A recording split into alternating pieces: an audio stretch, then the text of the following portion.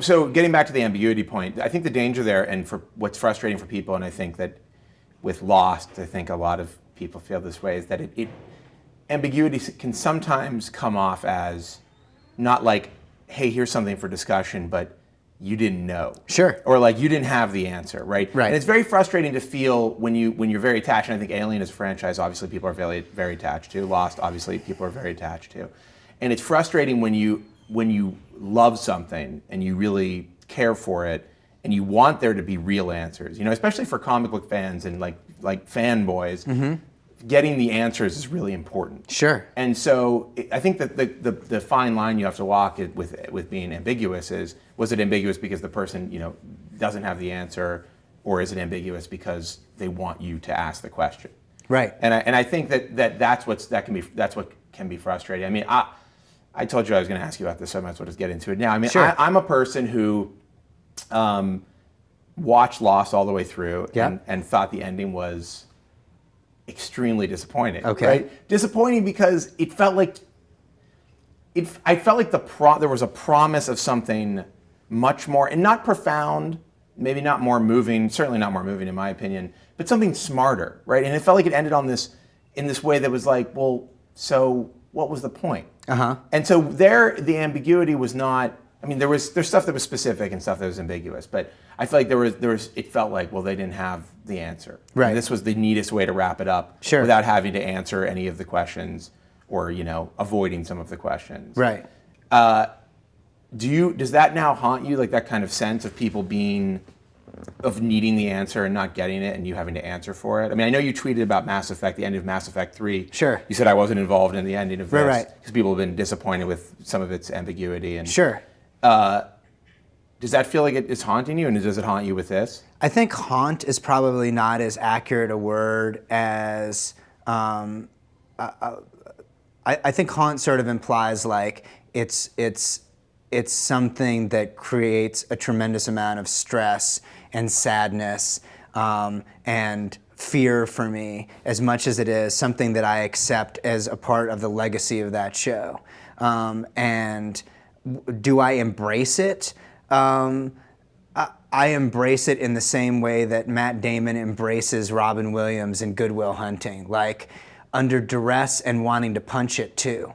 So like it is a deeply conflicted, ongoing battle that I have. But I have, as obnoxious and entitled as this sounds, I also have no regrets about it. Like, so in order to be haunted by it, like, I think regret is part of haunting, where it's sort of like, if I could go back in time, I would do it differently. And for me, I just sort of feel that, and again, my own authorship in Lost, I have to say there were a bunch of other writers on the show. There was JJ at its inception, there was Carlton all the way through. There were amazingly talented writers in the writer's room, but I take responsibility and authorship for Lost in terms of my own feelings about the ending, and I make no apologies for it. I do feel like that was the ending that I wanted to do, and I was always comfortable with the ambiguity of the show. And I think that that there were times if there was one regret that I had, there were times over the course of the show where in interviews I said, the answers are coming.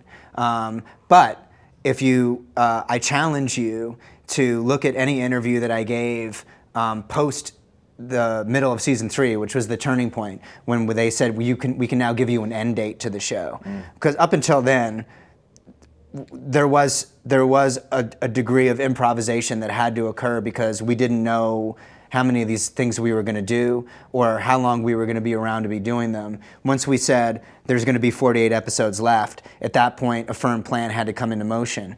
Then from that point on, I think that I started saying publicly, if you are watching the show for the answers to your mysteries, you're not going to like the ending. And I will pull at least 10 instances of Carlton and I saying this in interviews and major publications and on television. And I'll say, hey, if you didn't do your due diligence and listen to what we had to say, you were warned. Right. And it's not that I didn't care about the mythology of the show. I just feel like many shows have come and gone that are very focused on their mysteries and their mythologies and their ambiguity. And there is no worse scene in the history of genre than the architect explaining to Neo everything that happened in the Matrix. I wasn't going to fucking touch that with a 10-foot pole. That is a particularly awful instance of over-explanation of like feeling like you owe it to the audience. Right, okay, so we have the architect, and then we have Lost. And the Lost is not enough, and the architect is too much. And somewhere in between is just right, and I'm going to always be closer to Lost than I am to the architect, because that is just not interesting to me. Right. And I think like my own storytelling, the things that capture my imagination and make me want to re-engage are sometimes frustrating and challenging. But for Lost, it was like, by the way, I will actually answer any questions that you have about the show, but I won't say, oh, here's what it was. I will actually refer you. I'll give you the required reading if you're worried about what the numbers were all about, or what was Walt's purpose, or... those aren't the things that actually bother me. I was sitting here, I've just been sitting here listening to you talk about it, and I realized I wasn't disappointed with with Lost not giving me answers at the end. What I was actually disappointed with the answer it gave, which it felt like the answer was all of the things that just happened didn't really mean anything. They kind of didn't happen. That was my takeaway from it. What do you mean they didn't happen? It was like all of the things that happened, all of these things that were set up as, you've got to stop the Man in Black because X, Y, and Z. Sure. It didn't matter. Right. Well, because it wasn't real. Yes, it was. Well, but not really. I mean, it was like a shared fantasy. I mean, it didn't seem like there was what? No. So the things that were going on the island were happening in the actual world? Yes. I cannot believe we're talking about this, by the way, because I had no plans to get into a detailed conversation about Yes. it. So they were happening in like our timeline. Correct. I mean, yes. I mean, there's no Oceanic Airlines in our No. timeline, I mean, but in the real world, not in this like kind of like moment before death fantasy world where everybody's trying to find each other so they can go to heaven. No, correct. So at the end of the show, the last frame of the show, Matthew Fox closes his eye and dies. Yeah. That happened, like in our context of happening, like that happened. That's all real. Then, from the moment that he closed his eye, all that other stuff that we did in the sixth season of the show, the flash sideways, where nobody knows each other and the plane never crashed, that is whatever your interpretation is. I'm not going to talk about what our intention is, but that's what you would define as not having happened or happening. But everything that we ever showed you, anything that takes place on the island in Lost, happened. Absolutely 100%. The plane crashed, those people survived, everything that you saw throughout those 6 seasons, like somehow... But the whole struggle between good and bad, that's like a really meaningful thing that actually occurred. Yes. That would have threatened the universe had it not been... The Dharma Initiative is real, the island is real, all those... Hurley right now, at this moment in time, Hurley and Ben, and with some help from Walt, are actually running things on the island. Maintaining it. This is per the ending of the show. You had to think about this for the movie that could have potentially happened, right? No, I mean, look, I don't want to ruin the mystery and ambiguity of the show in terms of talking about our intention, but I do feel like one of the things that we always wanted to do and we're very passionate about doing was exploring the idea of purgatory, both figuratively and literally. And this was so obvious to the audience that within 3 or 4 episodes of the first season of the show, they were like, it's purgatory, right? They're all dead. And we kept saying, we swear to God, they are not all dead. This is really happening. But the audience is telling us that they really want some sort of clinical evaluation of an afterlife. Right. And purgatory is about judgment. And this show has never really offered up what I would call Christian Judeo judgment in terms of there's a deity. It's always about self-judgment. So the idea of like, does Jack think that he's worthy? Or can Sawyer forgive himself for his sins? Or did Kate kill her stepfather justifiably. So I always felt like if the characters can forgive themselves, then they can. Then the show's over. Show's called Lost. It's not because they're on an island. It's because they're lost. So Right. So how are we going to creatively demonstrate that self-forgiveness? We're gonna do this idea. And so there was an interpretation. I think a large part of it came from ABC's decision to run footage of the plane wreckage over the end credits of the finale, and we publicly got out and said, "Oh my God, that was not our idea." Right. Because that was kind of like, well, it did almost erase a lot of. I think that was the feeling. But we also anticipated your reaction in terms of, and here's the thing is, I can't logic anyone who was disappointed in the finale into suddenly being undisappointed with it. Right. You have a visceral reaction to things. You either like them or you don't like them, and I honor your feedback and the feedback of other dissenters. That is to say, though, that I think that in the final scene of the show that precedes the church, where basically Jack's father, Christian Shepherd, says some things to Jack. One of the things that Jack says is like, "Wait a minute, hold on. Is this real? Like, did any of this happen?" Right. Like, because Josh is going to be busting Damon's balls about this, and Damon's going to need to say years after the fact. Damon's going to need to say something. We edited that part out because it would have been weird for you. Uh-huh. Like, you would have been like, "Oh my God, this is strange." But then his father says it's all real. It all happened. Everything happened. And so I was like, that's going to make it pretty clear. But yeah, it kind of wasn't clear enough. I have to say, it's been. I mean, when did the show end? How many years ago was it? It 2 years. 2 years ago, which seems like a long time. A lot of stuff. Exactly, happened. like it ended. Yeah, it ended May 23rd of almost to the day. 2009. Yeah, 2 years to the day. 2010. Sorry. I mean, I am distant from it now, but I Mm-hmm. just remember that I had that feeling of going, well, nothing matters. That's interesting. Now I want to go back and watch it, having heard this from you. Now that I've got you on the couch, though, Sure, because why not? I've actually got you on the couch, but that's fine. I find this refreshing because I am actually really interested in engage. Few people will engage me on their level of disappointment because it's an uncomfortable thing to do. Yeah. Well, it's like telling somebody their work sucks. But I like it. And what I would say to you is, coming into the finale, the night that the finale is going to air, like before you even sit down to watch it, can you honestly tell me that you felt optimistic that at the end of those 2.5 hours you would be satisfied, or were you already like this? No, I think that something could have happened where I would have been really satisfied. Right. You up until that point in the show, you were like, I love this. I think if you guys had been...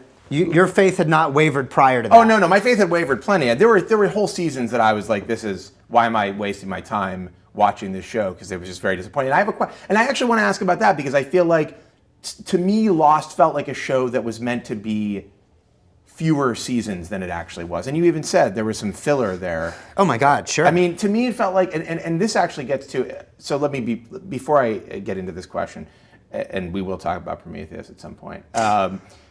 I was like, look, if you guys had revealed that the entire thing was they were up in space and it was part of an alien experiment that had been going on with thousands of other groups of humans that they'd been plucking off the planet. Yeah. I'm just riffing, by the way. I'd have been like, okay, this is like some weird Philip K. Dick stuff. That's how it's going to end. It's going to be like Slaughterhouse-5. And I could get totally behind that. Right. Because it was like, it would have made sense to me that a lot of things didn't make sense. And it would have also been a really upsetting ending. Sure. Sort of I feel like the ending was almost like a happy ending, which to me, I didn't see coming or kind of didn't want. Right. By the way, I'm one man amongst millions and millions. I'm sure there's people, I know there are millions of people who love the ending and are very satisfied by it. Sure. But yeah, there were things that I think that going into it, I felt like if there had been, my mind wasn't set against there being a conclusion that I would have been happy with.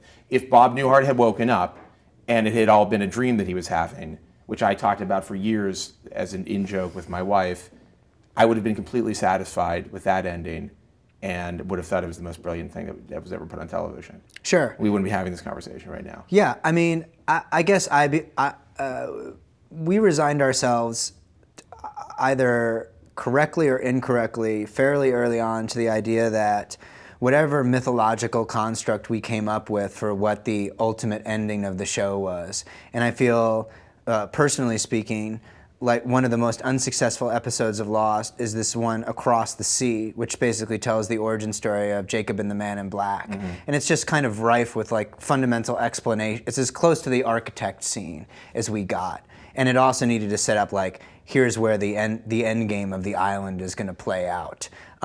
That's sort of like, I wasn't really emotionally invested in that episode because it didn't feature any of the people that I had been told to care about in the preceding 115 episodes. Right. It wasn't that Jacob and the Man in Black weren't interesting characters, they were, but it was sort of like, wait a minute, I thought the show was about, anytime you say to people, what's Lost about? It starts with like, well, there's this plane crash, and therefore, they don't say like, well, centuries and centuries ago, in fact, millennia ago. If they say that, you go like, boop, I'm out. So I always just felt like the show, the ending that we were shooting for was going to be one that dealt with sort of the emotional reality of the characters and gave some fundamental explanation for what did these people get out of this plane crash. Right. And the answer, as corny as it sounds, was the one that appealed to me the most, which is each other. That's what they got. They were all fucked up, sad individuals who were lost in their own lives and hated themselves,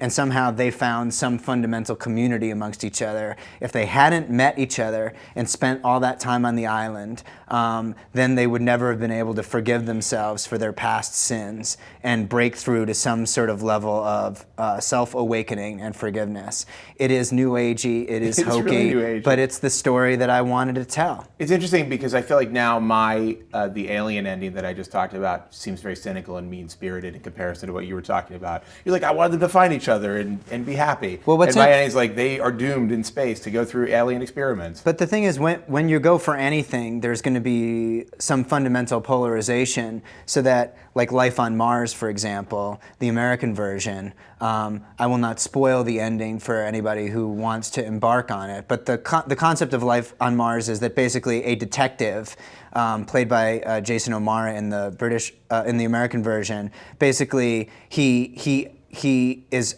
without explanation, suddenly finds himself in the 70s as a cop. And so the series is asking, he gets in a car crash, and then he wakes up in the 70s as a cop. And so the series starts to ask the question of like, well, how is this possible? And they did 13 episodes, the show was canceled, but they did resolve the ending of the show. Well, there was a resolution. There was an explanation for how that happened. And I would say that it is very much in the wheelhouse of what your solution was.